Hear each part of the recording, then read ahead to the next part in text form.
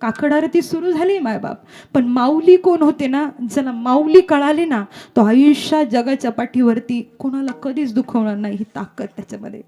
अरे माझ्या माऊलीच्या आळंदीमध्ये नुसतं जाऊन बसलात ना, ज्याला आई नाही ना, लेकी हो तुम्हाला आज आई नाही ना, तुमची आई गेली ना, पण ऐका आजपासून आळंदीची आमची आई तुमची आहे. माऊली ज्ञानोबा आहे तुमच्या पाठीमागे आहेत मायबाप.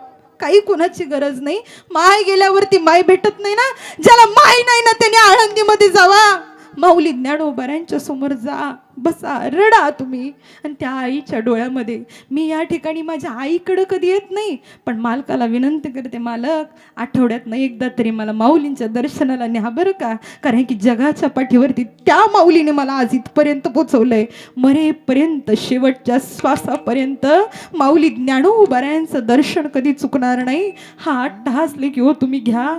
नाही तुम्हाला तुमच्या आईला वरती स्वर्गामध्ये आनंद झाला ना, तर बघा, कारण की आईला काय पाहिजे असतं, आमची लेकरं सुखाने जगावं आणि तुम्ही सुखानं जगावं, यासाठी आमची आळंदीचे माऊली ज्ञानोबा ना सतत तुमच्या पाठीमागे राहतील. एवढा अधिकार आहे माऊली ज्ञानोबाऱ्यांचा. विश्व फिरा, जग फिरा, पण तुम्हाला सगळेजण पैसे मागतील, माझ्या माऊलींच्या आळंदीमध्ये तुम्ही काहीच नाही घेऊन गेला ना, येताना उंजळ भरून येताल. एवढी ताकद माऊली ज्ञानोबाऱ्यांकडे मायबाप, एवढा अधिकार आहे माऊली ज्ञानोबाऱ्यांचा.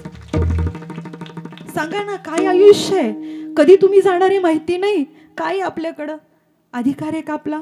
पण माऊली ज्ञानोबा एवढूशा लेकराचा उद्धार करतात, ही ताकद माऊलीमध्ये.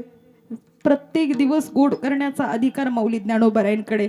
म्हणून तुम्ही ऐका, ते तुकोबाराय सुद्धा सांगतात, बाबा रे आयुष्य संपून जाणारे, आई आपल्याकडून निघून जाणारे, आईचा अधिकार सांगत असताना महाराज सांगतात काय ऐका, स्वामी तिन्ही जगाचा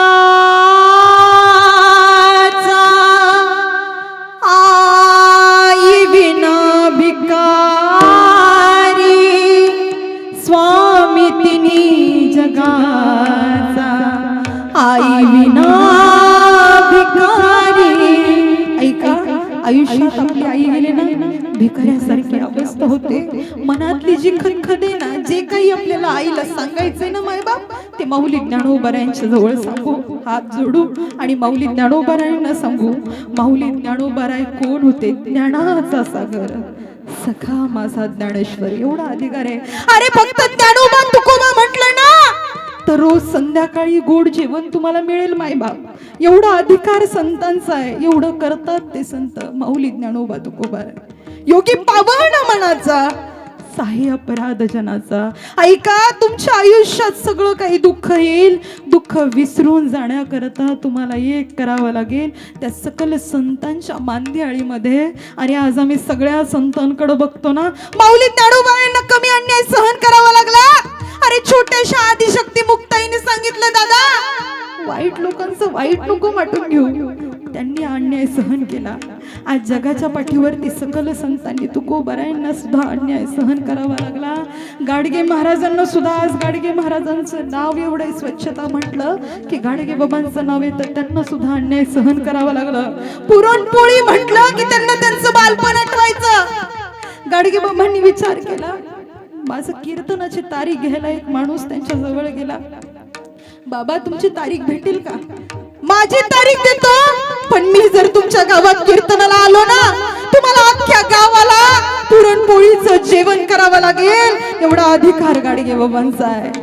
लहानपणी पुरणपोळी खाता आली नाही, दुसऱ्याच्या घरी चाकरी करत असताना पुरणपोळीकडे माझे गाडगे बाबा असे बघतायत, पुरणपोळी भेटेल का हो, पुरणपोळी भेटेल का.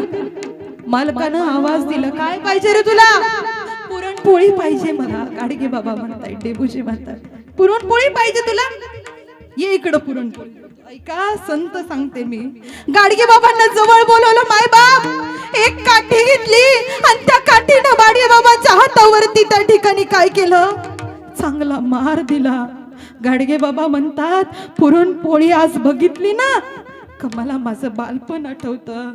एका कट्ट्यावरती जाऊन बसले, हातामध्ये शिरलेले काटे काढतायत, बाजूला काटे बाजूला काढतायत, बघतायत. एक व्यक्ती आला, का हो काय करताय. काही नाही, मला आहे ना मालकानं ना पुरणपोळी दिली ती खातोय, पण कधी कुणाकडं त्या ठिकाणी काय केली नाही, तक्रार केली नाही. आमचं आयुष्य तक्रार करण्यात चाललंय.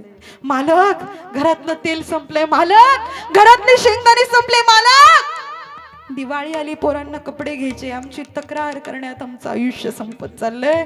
ज्या संतांनी आम्हाला शिकवलं आयुष्यभर कधी कुठल्या गोष्टीची तक्रार करू नका, म्हणून तुकोबाराय सांगतात बाबा रे, आयुष्य निघून जाणार आहे क्षणोक्षणी आजी करावा विचार, विचार करा.